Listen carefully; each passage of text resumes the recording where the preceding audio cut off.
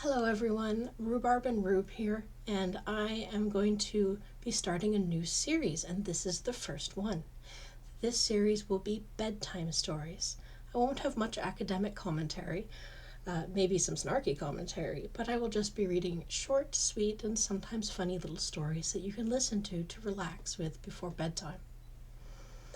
I will be knitting as well, and I'm working still on my one row scarf, patterned by Stephanie Pearl McPhee, and the yarn is Lorna's Laces Worsted in colorway Bittersweet. I'm also drinking some tea. It's nettle tea, and supposedly, traditionally, nettles are drunk or eaten in the springtime as one of the first green things to come up. And there is an old rhyme that says that they're healthy. The rhyme goes, "If they would but eat nettles in March and drink mugwort in May, so many young maidens would not go to the clay." So I'm not sure if modern science says it's particularly good for you or not, but it's hydrating and I like the taste, so might as well.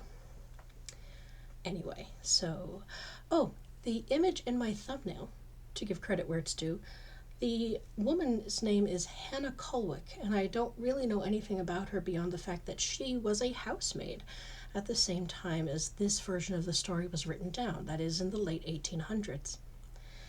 When I was little and my grandmother or my mother read me this story, I thought that the ending was incredibly hilarious.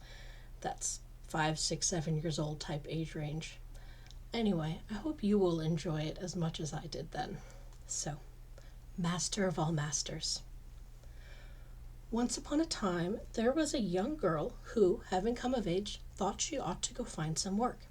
So she went to the fair, and after a while, a strange little old gentleman approached her and asked her if she would work as a housemaid. And she said, "Yes, sir, I can do that." So he agreed to hire her, and she went back to his home with him. When they got to the cottage and stepped inside, the old man turned to her and said, "Now, young miss, I have some very particular rules in my house about what things shall be called, and you will abide by them. First of all, what will you call me?" She said, "Sir or Mister, whichever you please, sir."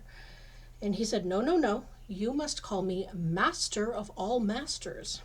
So she nodded and said, "Yes, Master of all masters."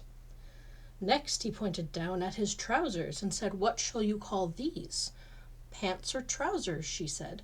No, he said, "you must call them squibs and crackers." So she nodded and said, "Yes, Master of all masters."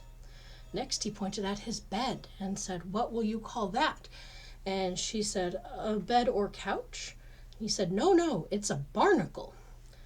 "Yes, as you please, Master of all masters," she said.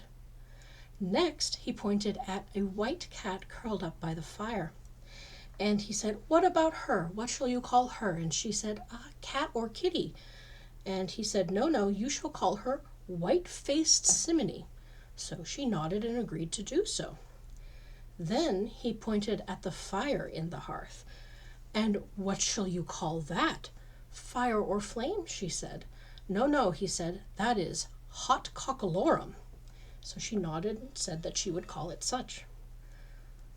Then he pointed at a pitcher of water on the table and said, "What would you call that?" And she looked in the pitcher and she said, "Water or drink, Master of all masters." And he said, No, that is pondalorum."